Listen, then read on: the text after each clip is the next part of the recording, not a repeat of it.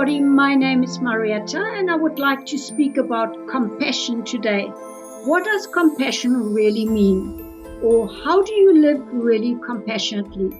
Because love has many variations, from physical love connections to then the highest form of love, which is compassion, as it's not personal, it's more wholehearted. Compassion is not becoming a doormat to anybody or indulging in emotional suffering or even manipulations or games that people play or to play from a wounded state. It's not at all sympathy. It's not empathy. Compassion really comes from a higher spiritual evolvement and knowledge and knowing to help humanity or all living beings with loving kindness, gentleness, thought, and action. It does not mean collapsing into sympathy or seeking to rescue somebody and not really taking then responsibility for their own choices in life and their own experiences and responsibilities. Compassion is a recognition of the power of all souls to co-create their life experiences. Compassion is also to recognize, or the recognition here, of the struggle that humankind has when experiencing spiritual growth. I have often thought about compassion of being actually loving towards humankind in the form of really sending out our love as white light, as spiritual energy by prayer, by thoughts, by visualization, to actually embrace all living beings on earth in their struggles. How can we also use other actions? For instance, is often one gets involved in feeling sorry or feeling sympathy or even empathy just for maybe a dog that has been run over or people where we know that they suffer. And how can we actually involve ourselves through compassion in action with these kind of sufferings around the world?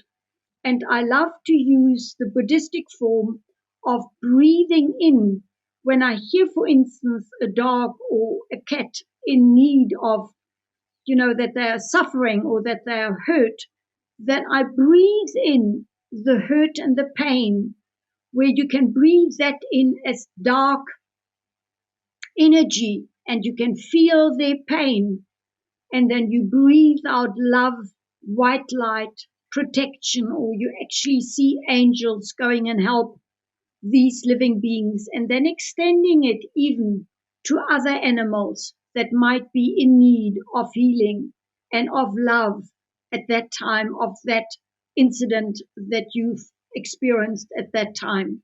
So compassion can really be used as a way like a prayer or like a kind thought, but we can also involve compassion through action by inhaling the pain and the suffering and exhaling love and compassion. Compassion is really the highest form of love and not like spiritual love, which has to do with a basic form of love, which is only physical, in other words, sexual. Compassion is an energy output for all of humanity, not from a position of spiritual arrogance, but from a kind and generous spirit. Compassion aligns you back to your soul light, to your own spiritual light, and lifts you to freedom. Acts of compassion can be universal prayer and rituals and understanding. It's more beyond all of personal traits and living the light, living beings to be part of an experience at present on this planet. So we can all engage in gathering together as spiritual beings to lift the energy, to lift the vibration of love and light and healing by being compassionate, by being generous, by being gentle, by knowing that we can cause a ripple effect in the universe by lifting the frequency to the highest form of love, which is compassion. Compassion is living peacefully with focus on generosity, kindness, and loving action in thoughts and words. It's no drama, it's no conflict.